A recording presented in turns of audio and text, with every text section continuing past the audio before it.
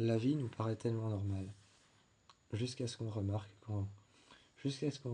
que dans notre petite ville tranquille, il y ait quelque chose comme le peloton d'exécution. La vie nous paraissait tellement normale. J'avais mon enfant, j'avais ma femme. Le matin, on passait et il y avait des geishas. Il y avait des geishas, le matin, on passait. Certaines personnes, certaines personnes désespérées marchaient jusqu'à la forêt des suicides. Certaines personnes désespérées marchaient jusqu'à Aokigahara. Certaines personnes marchaient jusqu'au mont Fuji. Certaines personnes, eux, marchaient en groupe. D'autres partaient au combat. Il y avait des soldats. Mais dans notre petite ville si tranquille, là où le matin, avec ma femme et mon enfant qui dormait encore, je me levais et on allait chercher les choses à manger pour pouvoir manger le matin, quand tout se transforme en un seul coup et qu'on barricade la ville, qu'à l'intérieur, les femmes et les enfants sont séparés de leurs maris. Les maris sont transformés en samouraïs, sont entraînés et sont envoyés sur les terres derrière, les terres maudites, les terres derrière les murs qu'on a construits, une enceinte géante qu'on a construit autour de la ville. Quand dans notre petite ville, tout se transforme en un clin d'œil, en un battement de cils, quand tout se transforme en un claquement de doigts, quand, comme ça, tout se transforme, tu deviens quelqu'un d'autre. Parce que le matin, se lever pour aller déposer son enfant à l'école et pour ensuite aller chercher quelque chose à manger avec sa femme, pour pouvoir préparer le dîner le soir, et qu'en un claquement de doigts, lorsqu'en un claquement de doigts, en un battement de cils, lorsque tu fermes les yeux et que tu réouvres les yeux, que ça a à peine duré une petite minute, un fragment de seconde, que tu réouvres les yeux et que la seule chose que tu vois, c'est le peloton d'exécution. Lorsque tu as vu le peloton d'exécution dans une petite ville si tranquille, que les chutes d'eau autrefois qu'il y avait au bord de la ville se sont transformées en enceintes qui filtrent l'eau. Lorsque tu vois des barrages, lorsque tu vois des barrages, des carrières dans lesquelles on va devoir rentrer, lorsqu'il y a des, lorsqu'il y a des, lorsqu'il y a tout ça autour de la ville, tu ne sais plus quoi penser. Bref, notre ville s'est transformée un matin en un chantier de guerre. Notre ville s'était transformée en un chantier de guerre. On donnait des sabres aux hommes, on leur donnait des armures qu'ils devaient mettre, on leur fournissait, on leur fournissait un animal qu'ils pouvaient choisir. Chacun avait droit entre un loup. Chacun avait droit entre un loup, un ours ou un reptile. J'avais pris un ours, l'animal que je pensais être le plus rugueux. L'animal que je pensais être le plus rugueux, le plus solide, celui qui allait durer le plus de temps avec moi. J'étais parti au combat et avec cet ours, ses pattes étaient déjà couvertes de sang. Il y avait déjà plein de gens qui rampaient par terre. Il y avait déjà plein d'adultes, plein d'hommes et plein de femmes, plein d'enfants qui étaient en train de brûler sur le sol, leur corps noirci, la peau fondue, la chair qui avait fondu entre les flammes qui mouvementaient sur leur corps, les enfants qui étaient par terre, la terre qui enfonçait leur corps à l'intérieur, la terre mélangée à de l'eau, qui formait des marécages, qui enfonçaient leur corps sous terre. Ils essayaient tant bien que mal, même avec leurs ongles qui se retiraient de leurs doigts, avec leurs doigts qui étaient complètement brûlés, avec leur peau brûlée. Même avec cette douleur insoutenable, ils continuaient à essayer. Et moi, avec mon sabre et mon ours à côté de moi, un géant ours brun, je lui mettais son armure, et avec mon sabre dans le dos, dans son étui, je suis parti. Je suis parti, et partout autour de moi, l'armée des morts. Une armée bien trop calme pour lui faire confiance. Une armée bien trop calme pour lui faire confiance. Cette armée pouvait parfois attendre dans un calme plat, un calme que je n'avais jamais entendu. Même lorsque je demandais le silence à la maison avant que la ville ne se transforme en chantier de guerre, je n'avais jamais entendu un tel calme. Cette armée pouvait attendre des heures, car cette armée était déjà morte. Cette armée, car était déjà morte, pouvait attendre des heures sans respirer, sans cligner des yeux, sans rien faire. Cette armée pouvait même se recouvrir de terre, retourner à l'intérieur de la terre, là d'où elle était sortie, pour pouvoir attendre des heures et ressurgir, m'attrapant par le tibia ou par la jambe. Tel un film de zombies, j'étais plongé en pleine apocalypse. J'étais plongé en pleine apocalypse avec mon sabre. Mais je les entendais venir, j'entendais leur grognement, ils ne savaient pas faire autrement. Ce n'était pas réellement des zombies.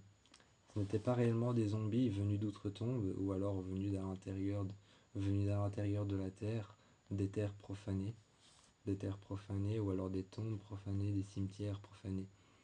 Ce n'était pas vraiment ça. Ce n'était pas vraiment, ce n'était pas vraiment le cliché de la pierre tombale qui se bouge et ensuite les zombies qui reviennent à la vie. C'était plutôt des créatures brûlées, brûlées à même le corps. Brûlées à même le corps, à l'intérieur et à l'extérieur. J'entendais leurs poumons respirer, mais très difficilement. J'entendais leurs mâchoires craquer. J'entendais les os qui craquaient sous la puissance des flammes. Je voyais que sous leur peau, il y avait bel et bien des cendres chaudes et ces cendres chaudes et brûlantes, ces cendres encore oranges. Je voyais bel et bien que sous leur peau noire et brûlée, calcinée, il y avait des cendres oranges, celles qui sont encore brûlantes et bouillantes, celles que l'on met dans l'eau pour pouvoir faire de la vapeur d'eau, celles que l'on met dans les pièces froides pour pouvoir faire des pièces chaudes. Bref, je voyais très bien que les pierres noires, les pierres volcaniques qui étaient brûlantes, qui étaient oranges, je voyais très bien qu'elles étaient sous leur peau. On les avait nourries avec des pierres volcaniques. On les avait forcées à avaler des pierres volcaniques brûlantes. Depuis, leur peau était noire brûlante, brûlée, calcinée. Je voyais quelques fissures au niveau de leurs épaules, au niveau de leurs poumons, sur leurs côtes. Je voyais quelques fissures au niveau de leurs poumons, au niveau de leurs poumons et sur leur cœur, sur leurs jambes, sur leurs tibias qui étaient tout fins, parce qu'ils avaient sûrement dû porter des chaînes pendant trop longtemps, et leurs poignets qui étaient cassés.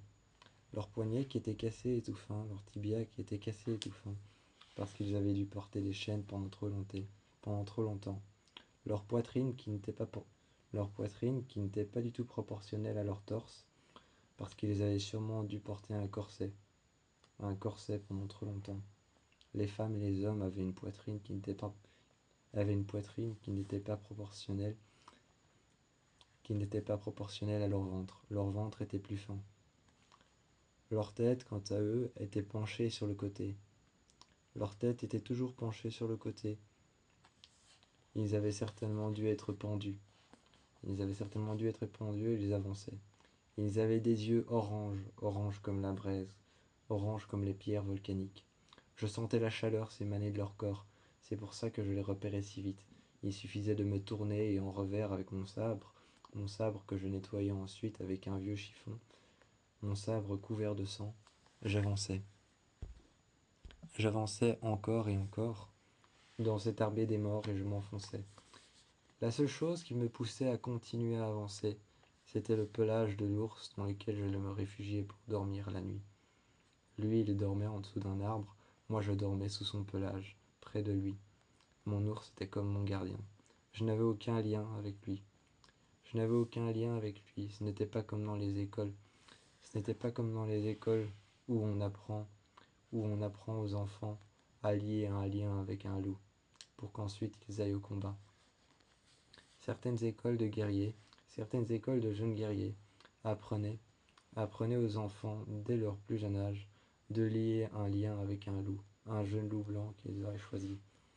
Ils liaient un lien avec eux pour partir au combat ensuite, et cet animal leur était fidèle à jamais. Là, mon ours que j'avais choisi était juste une bestiole qui allait me protéger au combat. Comme un bouclier animal, mais je ne le considérais pas ainsi, plus comme un allié, plus que, plus comme quelqu'un qui allait me coller durant mon combat et qui allait m'aider. Ensuite, je suis parti. Je me suis retrouvé au bord d'une rivière, là où j'ai récupéré de l'eau que j'ai filtrée avec mon vieux tissu. L'eau avait un petit peu le goût du sang. Évidemment, ça paraissait logique. C'était le vieux tissu que j'utilisais pour pouvoir laver mon sabre. Mon katana que j'avais rangé soigneusement dans mon dos, que j'avais rangé dans sa housse, une housse en paille fabriquée par des geishas. Je suis retourné au village, le village était en cendres, détruit par ces créatures qui grimpaient au mur. Toutes les maisons qui avaient été faites en paille, toutes les maisons qui avaient été faites en bois, toutes les maisons qui avaient été faites en pierre récupérées dans la forêt étaient en train de brûler. Il y avait des hommes, des femmes et des enfants qui frappaient contre les pierres. Les pierres s'effritaient et tombaient. Les pierres s'effondraient, s'effritaient et tombaient par terre. Entre les pierres qui s'effritaient, je pouvais voir des doigts s'agiter. Je pouvais voir des bras qui passaient entre les pierres, qui passaient entre les murs. La paille était en train de brûler et nourrissait les incendies. Je suis revenu au village, puis je suis parti, récupérant quelques armes à une armurerie qui avait brûlé. Je les ai pris. Le feu avait consolidé le métal et avait rendu la lame encore plus coupante. J'ai récupéré une petite hache et j'ai récupéré un petit couteau, une machette que j'ai gardée avec moi. J'étais prêt au combat, la machette dans la main, le katana dans l'autre, avec l'étui de mon katana qui pendait sur mon épaule et qui était accroché dans mon dos. J'étais parti, je m'étais enfoncé dans la forêt. La nuit était tombée et la lune n'était pas blanche. La lune, la lune n'était pas blanche, c'était une énorme lune rouge. Je l'avais appelée, ou en tout cas je l'avais surnommée la lune des morts, parce elle était comme les yeux de ces bestioles, rouges intenses et vifs, comme, comme des pierres volcaniques en fusion. Leurs yeux étaient rouges. La lune aussi, donc je l'avais appelée la lune des morts. J'avais combattu pendant des années, avant d'arriver à un petit village japonais. Je suis arrivé à ce petit village japonais, et une jeune femme m'a demandé ce que je faisais là. Elle m'a pris mes affaires, m'a pris mon katana, m'a pris mes armes et les a déposées dans un bac. Elle m'a rendu le bac et m'a dit de me suivre. Je suis arrivé à une petite maison, là où j'ai découvert des enfants apeurés l'un à côté de l'autre qui se serraient, avec une jeune femme, une prof qui leur racontait des histoires de comment était le village autrefois, avant que ces bestioles n'interviennent. Avant que ces bestioles n'interviennent du sous-sol, de la terre, des tréfonds de l'enfer. Je ne savais pas si elles venaient de l'enfer ou simplement qu'elles venaient de la terre, qu'elles avaient profané leur tombe. Je ne savais pas d'où elles venaient, mais elles racontaient une histoire sur comment était le village avant que ces choses n'arrivent et ne brûlent tout sur leur passage. Je ne savais pas si elles agissaient comme ça en soif de vengeance ou simplement parce qu'elles étaient maléfiques et qu'elles venaient d'autre part.